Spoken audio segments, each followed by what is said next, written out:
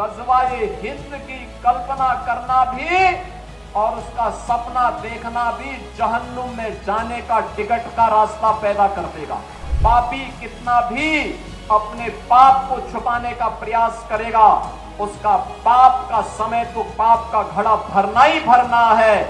इन मूर्खों को यह भी नहीं पता कि आस्था के प्रतीकों को प्यार नहीं सम्मान दिया जाता है, सम्मान। और आस्था चौराहे पर प्रदर्शन करने की वस्तु नहीं, आस्था अंतःकरण का विषय होता है।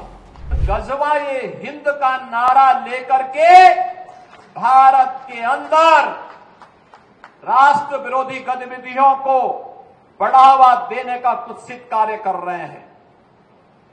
गजवाए हिंद हिंदुस्तान की धरती पर नहीं होगा। भारत की धरती, ये भारत के देवीय महापुरुषों, अवतारी महापुरुषों, देश के लिए अपना बलिदान देने वाले महापुरुषों के आदर्शों से संचालित होगा।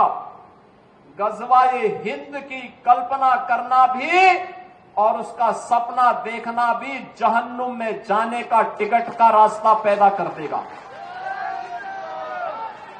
अगर किसी को जहन्नुम में जाना हो तो गजवाए हिंद के नाम पर अराजकता पैदा करने का कुत्सित प्रयास करें।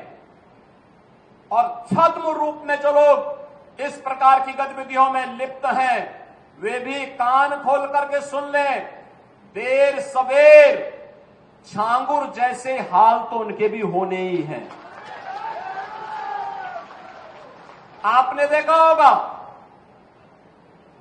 यही है ये कालनेमियों का हाल। कैसे छद्म रूप से लोगों में भ्रम पैदा हो। जलालुद्दीन ने अपना उपनाम रख दिया था छांगुर बाबा, जिससे हिंदू भ्रम में रहे, समाज की आंखों में धूल झोंक लेगा। लेकिन पापी कितना भी अपने पाप को छुपाने का प्रयास करेगा, उसका पाप का समय तो पाप का घड़ा भरना ही भरना है। और पाप का घड़ा भरेगा, इस धरती माता उसको कभी बर्दाश्त नहीं कर पाएगी। और छांगुर जैसे दुष्कर्मियों और राष्ट्रद्रोही तत्वों के द्वारा छद्म रूप से यही कार्य बलरामपुर की धरती से करने का प्रयास हो रहा था। हमें सतर्क होना होगा। जो लोग हिंदुस्तान की धरती पर रह करके भारत विरोधी गतिविधियों में लिप्त हैं, हिंदू विरोधी गतिविधियों में लिप्त हैं, हमें ऐसे कालनेमियों से सतर्क रहना होगा। उन्हें सख्ती से जवाब देना होगा।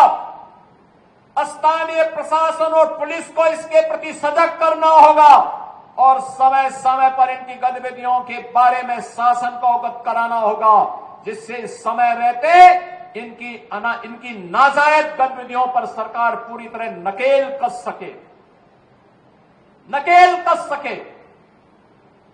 कुछ लोगों को शांति और विकास अच्छा नहीं लगता, लातों के भूत बातों से नहीं मानते। इनको लगता है जैसे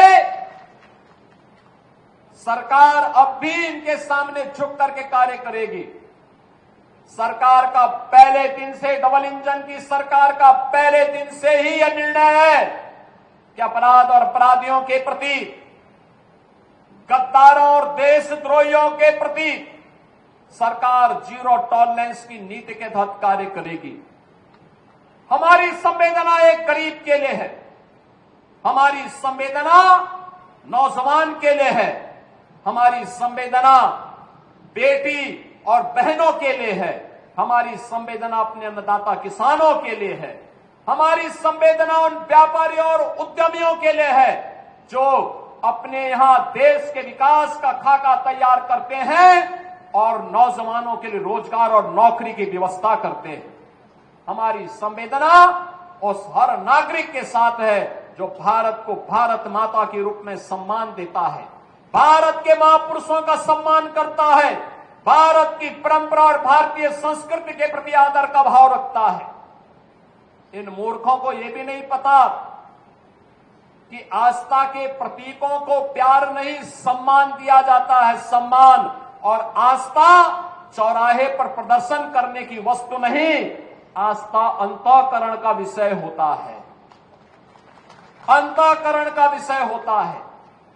आज चौराहे चौराहे पर जाकर के कितने कमजोर और कायर हैं, छोटे छोटे बच्चों को जिनके हाथों में कलम होनी चाहिए, जिनके हाथों में नोटबुक होनी चाहिए, जिनके हाथों में विज्ञान और गणित की पुस्तकें होनी चाहिए, उनके हाथों में आई लव मोहम्मद का पोस्टर देकर के, तख्तियां देकर के समाज में अराजकता पैदा करने का कार्य कुछ लोग कर रहे हैं।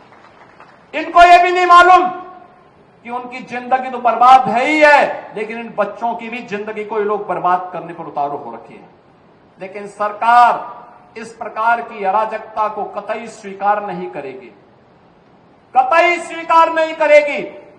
और जिसने भी कानून को हाथ में लेने का प्रयास किया, जो भी राह चलते हुए राहगीर पर हमला करेगा, जो भी बेटी की सुरक्षा पे सेंध लगाने का कार्य करेगा, और जो भी व्यापारिक प्रतिष्ठानों में आगजनी करने का दुस्साहस करेगा, जो भी पर्व और त्योहारों में उपद्रव करेगा, उसको हम पहले से इस बारे में कह देंगे कि उसको बिना मांगे जहन्नुम में जाने का टिकट हम काट करके दिला देंगे।